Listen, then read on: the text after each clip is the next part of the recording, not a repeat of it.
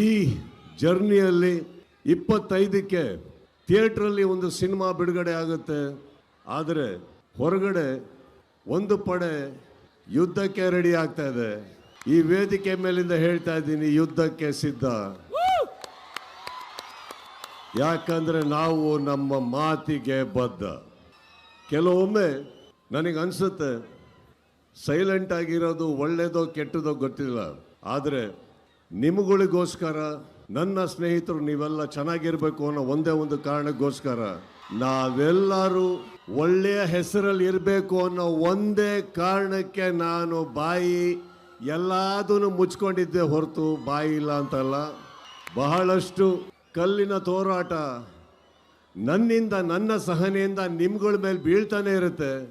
ಅದನ್ನ ತಾವು ತಡ್ಕೊಂಡು ಬರ್ತಾನೆ ಇದ್ದೀರಿ. ಈಗ ಹೇಳ್ತಾ ಇದ್ದೀನಿ, ತಡೆಯೋ ತನಕ ತಡೀರಿ, ಮಾತಾಡೋ ಟೈಮಲ್ಲಿ ಮಾತಾಡಿ. ಕೆಲವೊಂದು ವ್ಯಕ್ತಿಗಳು ದರ್ಶನ್ ಅವ್ರು ಇಲ್ಲದೆ ಇದ್ದಾಗ ಅವ್ರ ಬಗ್ಗೆ, ಹಾಗೆ ಅವ್ರ ಫ್ಯಾನ್ಸ್ ಬಗ್ಗೆ ವೇದಿಕೆ ಮೇಲೆ ಹೋಗೋದು, ನಿಂತ್ಕೊಂಡು ಮಾತಾಡೋದು, ಚಾನೆಲ್ ಮೀಡಿಯಲ್ಲಿ ಕೂತ್ಕೊಂಡು ಮಾತಾಡೋದು, ಹೊರ ಕೂತ್ಕೊಂಡು ಮಾತಾಡೋದು ಎಲ್ಲ ಮಾಡ್ತಿದ್ದಾರೆ.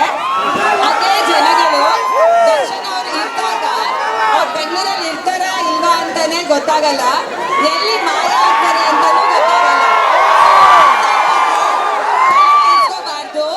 ದರ್ಶನ್ ಅವ್ರು ಹೇಳಿರೋ ಹಾಗೆ ಯಾರು ಏನೇ ಮಾತಾಡಿದ್ರು ನಾವು ನೊಂದ್ಕೊಳ್ಳಲ್ಲ, ಕೋಪ ಮಾಡ್ಕೊಳ್ಳಲ್ಲ. ಇಂಪಾರ್ಟೆಂಟ್ ನಿಮ್ಮ ಪ್ರೀತಿ ಹಾಗೂ ಬೆಂಬಲ ಮಾತ್ರ. ಸೊ ನೀವುಗಳು ಹಾಗೆ ಬೇಜಾರು ಮಾಡ್ಕೋಬೇಡಿ, ಕೋಪ ಮಾಡ್ಕೋಬೇಡಿ.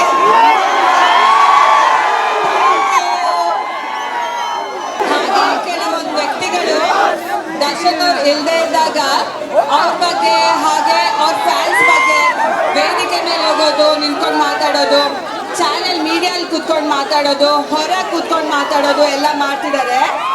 ಅದೇ ಜನಗಳು ದರ್ಶನ್ ಅವ್ರು ಇದ್ದಾಗ ಅವ್ರು ಬೆಂಗಳೂರಲ್ಲಿ ಇರ್ತಾರ ಇಲ್ವಾ ಅಂತಾನೆ ಗೊತ್ತಾಗಲ್ಲ, ಎಲ್ಲಿ ಮಾಯ ಆಗ್ತಾರೆ ಅಂತಾನೂ ಗೊತ್ತಾಗಲ್ಲ.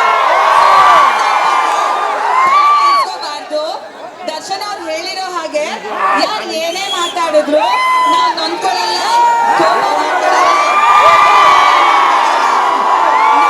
ಇಂಪಾರ್ಟೆಂಟ್ ನಿಮ್ಮ ಪ್ರೀತಿ ಹಾಗೂ ಬೆಂಬಲ ಮಾತ್ರ. ಸೊ ನೀವುಗಳು ಹಾಗೆ ಬೇಜಾರು ಮಾಡ್ಕೋಬೇಡಿ, ಕೋಪ ಮಾಡ್ಕೋಬೇಡಿ.